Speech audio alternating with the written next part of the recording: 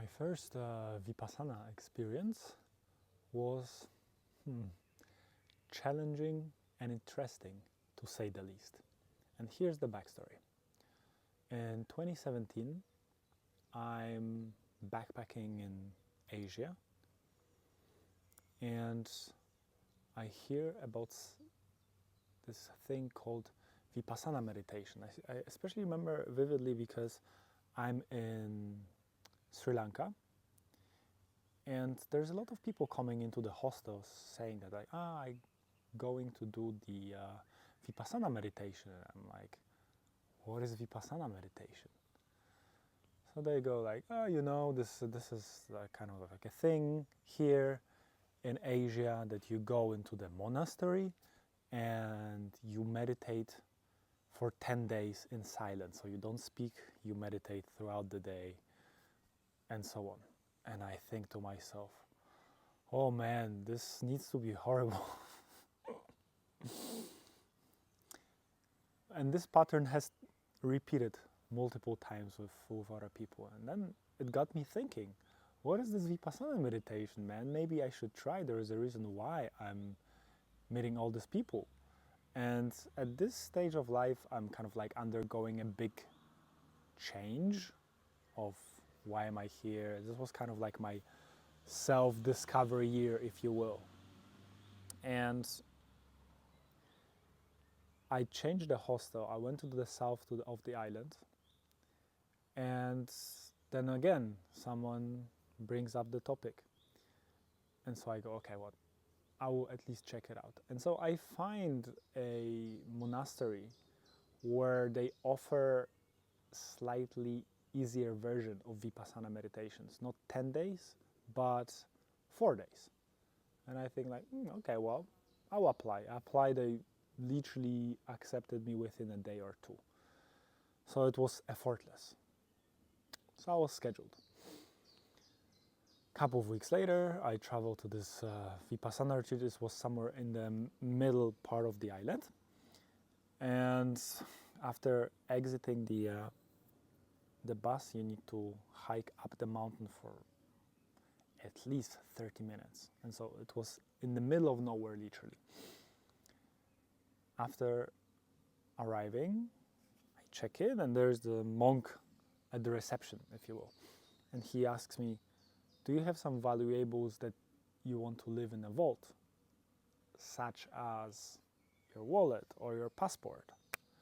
Me thinking nothing at this moment, I'm like, yeah, sure. And I gave him everything I have. Day one. So we start meditating a couple of hours after arriving, after relaxing. And you need to understand, up until this point, combined, maybe I've been able to meditate half an hour in my whole life combined. And so the first session is 1 hour, so it's already more. And I'm sitting, it's quiet, and I start having these weird thoughts. And the annoying thought number one appearing, and that didn't want to go away, was, what if they kill me here? I literally thought that, and I was not able to get rid of it for the whole day. If they kill me here, nobody will know. They have my passport, they have my documents, they have everything. No one will ever find me. I have never sent a location to anyone in my family back in Europe. Somehow on the day 2 and 3, this thought dissipated, was not present at all, up until the very last day, day 4. We are sitting in the meditation hall, doing afternoon session.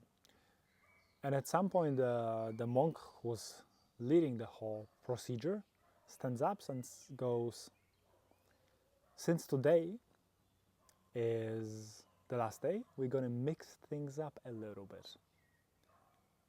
We're going to go out and practice walking meditation up the mountain into the valley. And in this moment, this whole anxiety comes back. No, they're gonna kill me. There's no way. Like, why are they changing things up? And all that. And we go in front of the meditation hall, and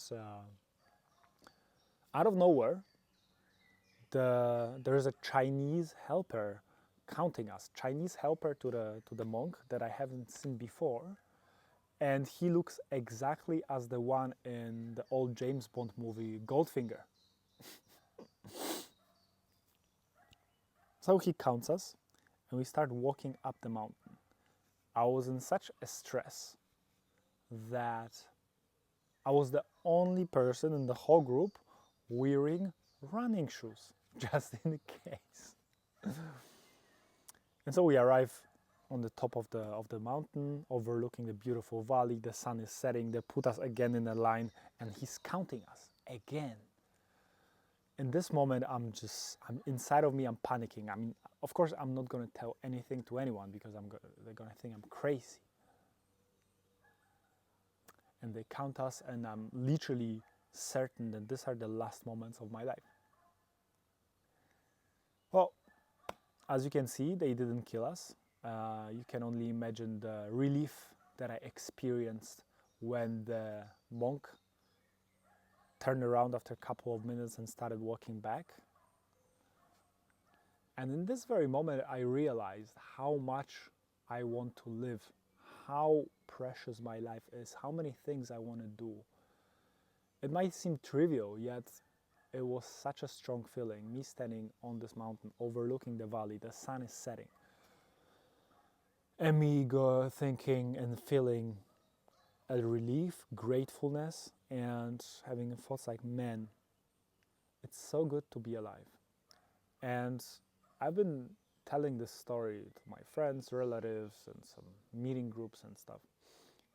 And every single time I tell this story, I have a different realization. And the one that popped into my head right now was that it was, of course, an ego death. And trying to control everything, not knowing. And once it felt safe, this is what happened. After that, I was able to keep my meditation practice, and it was easier, of course, because just 10 minutes a day. So if you're considering doing a Vipassana meditation, I would recommend to start maybe in 4 days. Last year I did 10 days, which is a story for another video. But 10 days is it's tough. It's really tough. So if you have a possibility to start with 4 days, it's a lot already if you don't have much meditation practice. And it's a good way. I would recommend to do it that way. If you type Vipassana meditation online, you will find it. They have places all over the world. I'm not sure if in Europe there is a possibility to do it 4 days as a first thing. I think you need to check it for yourself. But yeah, it's a very valuable experience that you will definitely remember for the rest of your life. And the experience of feeling and experiencing your voice after not speaking for 4 or 10 days is it's mind-blowing. It's something that you will remember for the rest